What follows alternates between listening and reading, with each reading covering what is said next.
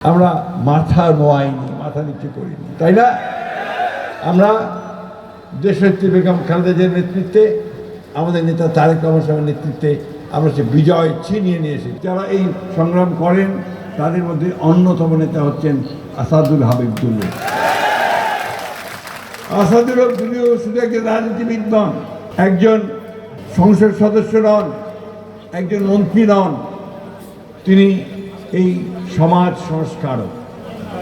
তিনি শুধু লালমনিরহাট নয়, তার এই চিন্তা ভাবনাগুলো আমরা যদি বাংলাদেশের সর্বখানে ছড়িয়ে দিতে পারি, তাহলে আমরা নিশ্চয়ই বাংলাদেশকে সত্যিকার আলোকিত বাংলাদেশ পরিণত করতে সক্ষম হব।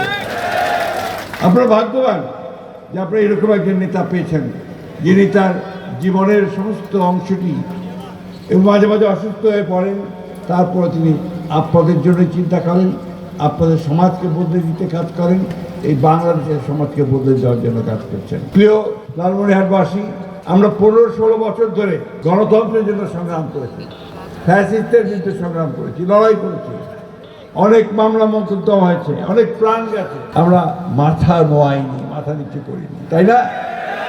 আমরা দেশনেত্রী বেগম খালেদা জিয়ার নেতৃত্বে, আমাদের নেতা তারেক রহমান সাহেবের নেতৃত্বে আমরা সে বিজয় ছিনিয়ে নিয়ে এসেছি। বন্ধুগণ, আজকে আমরা এমন একটা পরিবেশ পেয়েছি, যে পরিবেশে আমরা আবার নতুন করে বাংলাদেশকে গড়ে তোলবার জন্য একটা অবস্থা সৃষ্টি হয়েছে। আমরা সে আন্দোলন শুরু করেছি।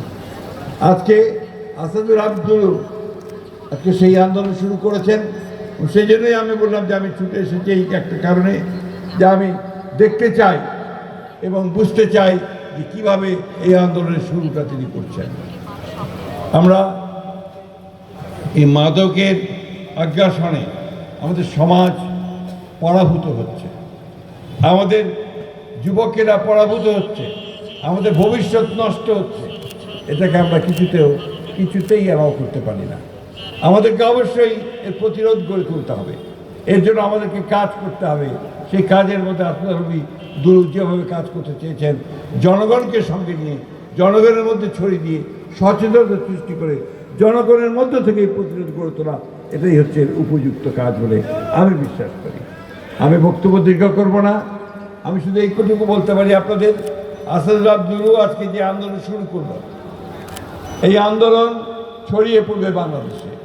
বাংলাদেশের সমস্ত মানুষ তারা ঐক্যবদ্ধ হয়ে এই মাদককে না বলবে, যৌতুকের বিবাহকে না বলবে, জুয়াকে না বলবে এবং সুন্দর ভবিষ্যতের দিকে এগিয়ে নিয়ে যাবে ইনশাআল্লাহ। আমি সে বিশ্বাস করি। আপনারা যেমন জাগবাহে তিস্তা বাঁচাও সংগ্রাম করেছেন, লড়াই করেছেন, সেই লড়াই আপনাদের কাছে সাফল্য এসেছে। আমাদের প্রধানমন্ত্রী তিনি পার্লামেন্টে বলেছেন যে আমরা তিস্তা মহাপরিকল্পনা সফল করব, যে মূল্যেই হোক, যে কোনো মূল্যেই হোক। বন্ধুগণ, ইনশাআল্লাহ সেই পরিকল্পনার মধ্য দিয়ে আমাদের এই এলাকার মানুষ, তিস্তা অববাহিকার মানুষ, তারা তাদের নতুন জীবন ফিরে পাবে।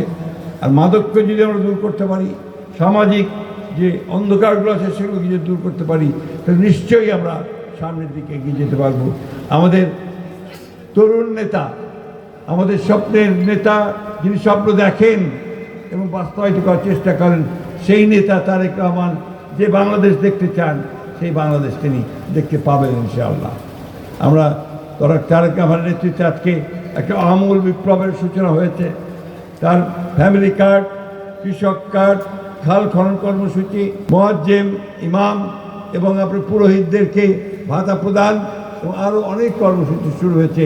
নারীদের ক্ষমতায়ন করা, সব কিছুর মধ্য দিয়ে আমরা একটা নতুন আধুনিক সমৃদ্ধ বাংলাদেশ গড়ে তুলতে চাই।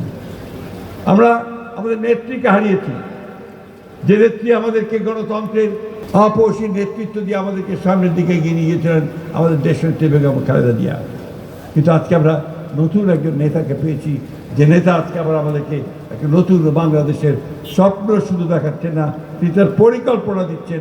সেই পরিকল্পনার মধ্য দিয়েই আমরা এই বাংলাদেশকে আবার নতুন করে গড়ে তুলব। আমি বক্তব্য দীর্ঘ করব না।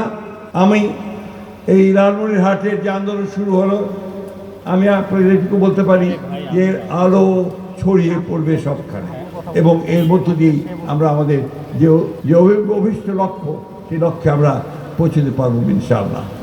আসুন আমরা সবাই আসাদুল হাতের দুলুর হাতকে শক্তিশালী করি, শুধু নয় আমাদের নিজেদের হাতকে শক্তিশালী। এই সমস্ত মাদকের যে অভিশাপ, যৌতুকের যে অভিশাপ, আমাদের জুয়ার যে অভিশাপ, তা থেকে আমরা সমগ্র সমাজকে রক্ষা করি।